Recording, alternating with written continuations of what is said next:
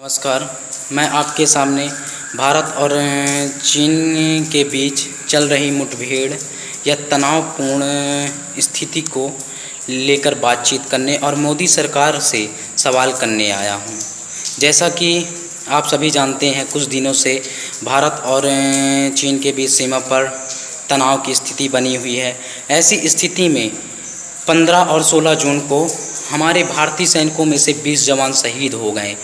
मैं मोदी सरकार से इस पर एक सवाल करना चाहता हूं। मोदी जी, जो भी हमारे 20 सैनिक शहीद हुए हैं, वे सिर्फ़ और सिर्फ हथियारों की कमी के कारण शहीद हुए हैं।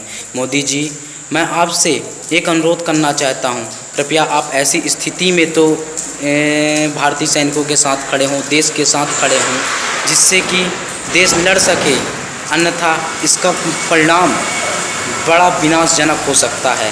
मोदी जी, मैं आपसे ये भी कहना चाहूँगा, जब आपका कुछ दिनों पहले, अभी 1-2 दिन पहले बयान आता है, ना तो लद्दाख पर कोई चीनी आए हैं, ना तो कोई हमारी सीमा पर कब्जा किया है, ना ही कोई मारे गए।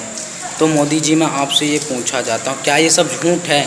आपके ऐसे बयानबाजियों से मोदी जी, ना केवल हम लोगों का मन टूटता है, ऐसे में सीमा पर तैनात सैनिकों के भी मन टूटते हैं, उनका भी मनोबल गिरता है। मोदी जी, रही बात बहिष्कार की, आपके ही लोग, मतलब बीजेपी के कुछ लोग बहिष्कार करना चाहते हैं। मैं कहता हूं, क्या टिकटॉक इंस्टॉल कर देने से बहिष्कार हो जाएगा? मोदी जी, क्या एक टीवी तोड़ देने से या कि एक कूलर तोड़ देने से बहिष्कार हो जाएगा? मोदी जी, बहिष्कार ही करना है तो इस पर आप आह्वान कीजिए। सबसे पहले आप बड़े बड़े उद्योग धंधे, बड़ी बड़ी कंपनियां बंद कीजिए चीन की, जो भारत में स्थापित हैं। कम से कम 10 कंपनियां भारत में स्थापित हैं चीन की। मोदी जी, पहले उनके उद्योग धंधे बंद कीजिए, उनका जवाब उन्हीं की भाषा में दीजिए। मोदी जी, जब वो चीन हमारे भारतीय सैनिकों पर धावा बोल रहा है, वो एक से एक जान ले रहा है, तब आप उनको ठेके दे रहे हैं। जैसे कि मैंने सुना, आपका बयान आया मोदी जी 15 जून को, कि केंद्र सरकार द्वारा जो दिल्ली से Meerut semi high railway corridor का ठेका है, वो आप चीन को देने जा रहे हैं। तो मोदी जी, ऐसी स्थिति में उसका जवाब, उस पर आप जवाबी हमला की बजाय उसे आप ठेका दे रहे हैं, ये कौन सी बात हुई? मोदी जी, आप देश के प्रधान हैं, आपको देश के साथ खड़ा होना पड़ेगा, आपको सैनिकों के साथ खड़े होना पड़ेगा।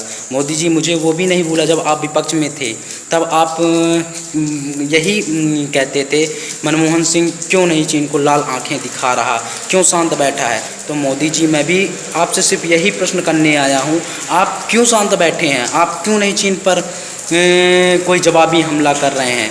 मोदी जी, उस समय की भी मैं बात बताता हूँ, 1967 की बात है। नाथुला में दोनों देशों के बीच झड़प के बाद यह सबसे बड़ी झड़प है। उस समय भी जब भारतीय सैनिक 80 मारे गए थे, तो नाथुला में भी 300 के करीब चीन सैनिक भी मारे गए थे। मोदी जी, मैं आपसे यही हाथ जोड़ के रिक्वेस्ट करता हूँ, आप इस स्थिति में देश के सैनिकों के साथ, देश के साथ खड़े होइए और उनको हथियार भी उपलब्ध कराइए, जिससे भारत देश के सैनिक और भारत देश उससे लड़ सके, चीनियों से लड़ सकें। हमारी सेना और हमारे भारतीय सैनिक इतने कमज़ोर नहीं हैं। जब पाकिस्तान की बात आती है मोदी जी, तो आप ठीक है, सर्जिकल स्ट्राइक, कहीं कोई स्ट्राइक, कहीं कुछ करते हैं, अच्छी बात है। मोदी जी, वो वक्त आ गया है, चीन के साथ भी उसी की ज़रूरत है। मोदी जी, आज 20 जवान मारे गए हैं, बड़े दुख की बात है कि आज भारत के साथ ऐसा हो रहा है।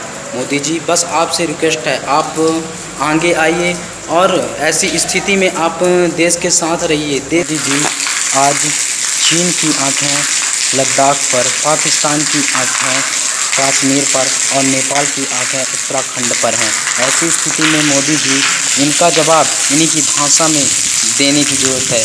मोदी जी, आपके साथ हम सभी हैं, पूरा भारत देश आपके साथ है। ऐसी स्थिति में आप इनका जवाब इन्हीं की भाषा में दीजिए।